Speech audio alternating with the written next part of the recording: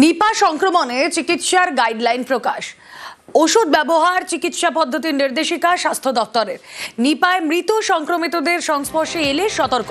বিস্তারিত জানাবেন প্রতিনিধি অভিজিৎ চন্দ্র, রয়েছেন সঙ্গে। অভিজিৎ, রুবেলা, নিপা ভাইরাস প্রতিরোধে ওষুধের ব্যবহার ও চিকিৎসা পদ্ধতি নিয়ে নির্দেশিকা বা গাইডলাইন প্রকাশ করলো রাজ্য স্বাস্থ্য দপ্তর, এবং সেখানে দেখানো হচ্ছে যে হাই রিস্ক, যারা হাই রিস্ক পেশেন্ট, অর্থাৎ যারা নিপায় সরাসরি আক্রান্ত বা আক্রান্ত সন্দেহে ব্যক্তি বা নিপার লক্ষণ থাকা ব্যক্তি, যার পরীক্ষা হওয়ার আগেই মৃত্যু হয়েছে, সেই ব্যক্তির যদি রক্ত, মল, মূত্র, বমি এসবের সংস্পর্শে ডিরেক্ট এসে থাকে কোনো ব্যক্তি বা তার সঙ্গে 12 ঘন্টার বেশি থাকা এমন কোনো ব্যক্তি, তাদের প্রত্যেককে 21 দিনের জন্য হোম কোয়ারেন্টাইনে থাকতে হবে এবং প্রত্যেক দিন দুবার করে স্বাস্থ্যকর্মীদের ওই ব্যক্তির শারীরিক অবস্থার খোঁজ নিয়ে পর্যালোচনা করতে হবে এবং যত দ্রুত সম্ভব ওই ব্যক্তির নমুনা সংগ্রহ করে নিপা পরীক্ষার জন্য পাঠাতে হবে এবং লো রিস্ক ব্যক্তিদের ক্ষেত্রেও চিহ্নিত করা হয়েছে এবং একই সঙ্গে কি কি ওষুধ দিতে হবে, অর্থাৎ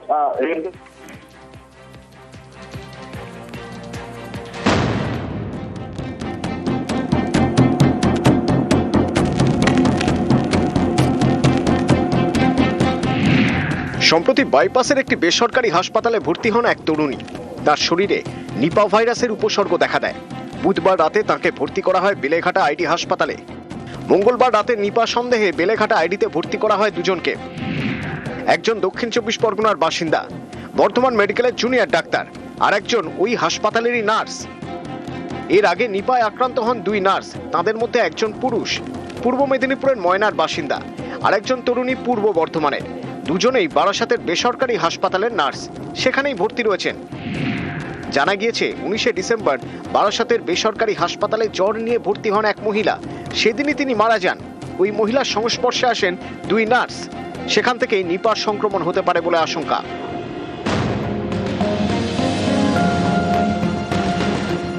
নিপায় আক্রান্ত পূর্ব বর্ধমানের তরুণী কিছুদিন আগে নদিয়ার কৃষ্ণগঞ্জে যান।